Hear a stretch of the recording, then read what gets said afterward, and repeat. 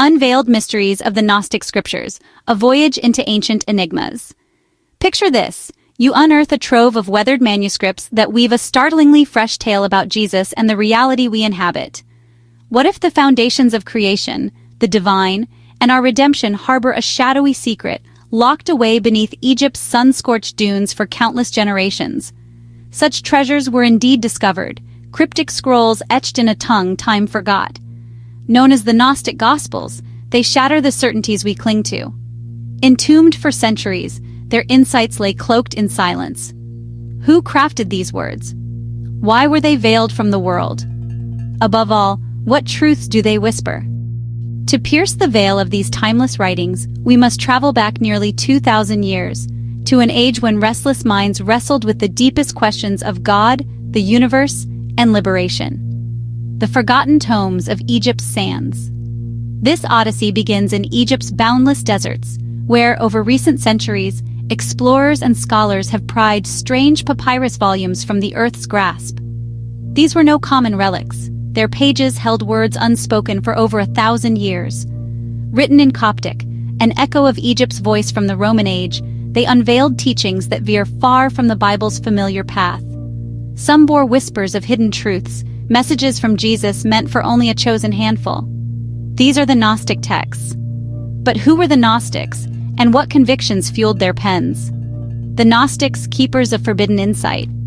The Gnostics emerged as a fringe sect among early Christians, their beliefs a stark departure from the mainstream flock. While most clung to Scripture's guidance, the Gnostics insisted that true freedom wasn't found in church pews or under priestly robes. They chased gnosis, knowledge itself. But this wasn't mere learning. It was a rare mystical understanding, a gift bestowed on a scant few. It revealed the secrets of the cosmos, the soul's essence, and the obscured realities of life. For them, the world we touch and see was a mirage, not the ultimate truth. They argued that the land beneath our feet, the heavens above, even our flesh and bones, formed a cage. This existence, they claimed, was forged by a sham deity, an imperfect force that bound human spirits in mortal shells. Beyond this illusion stretched the real God, a radiant supreme being veiled from the masses. Only those who seized this elusive wisdom could break free from matter's chains and rise to the sacred beyond.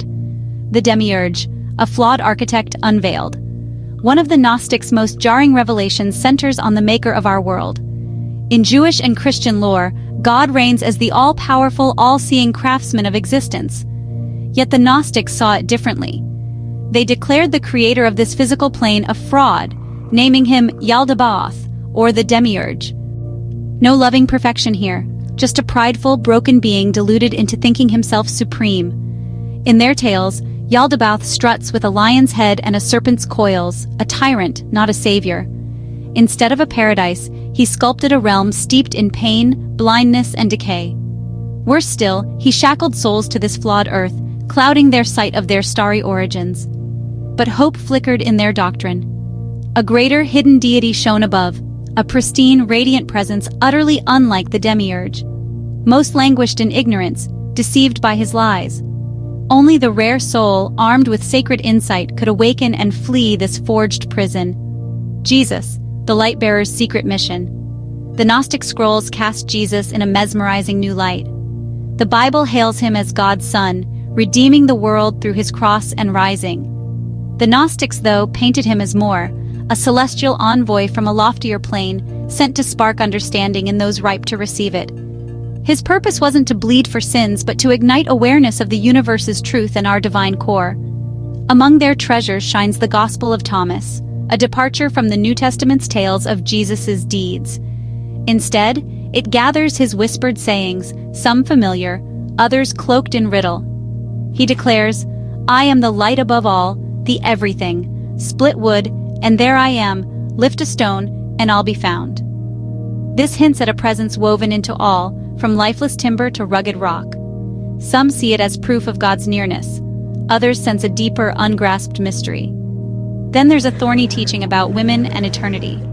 Simon Peter grumbles to Jesus, "Send Mary away, women don't deserve life."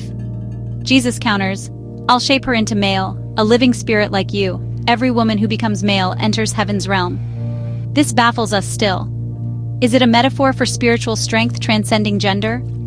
Or a relic of old ideas about souls? Whatever it means, the Gnostic vision strides far from Christianity's beaten path. An unsolved enigma beckons. These ancient writings flip the script on Jesus, God, and our place in the grand tapestry. No tender creator building a good earth here, just a trickster God chaining us to misery. Salvation isn't a gift of faith, but a prize of rare wisdom. And Jesus? Not a martyr for our faults, but a guide to buried truths.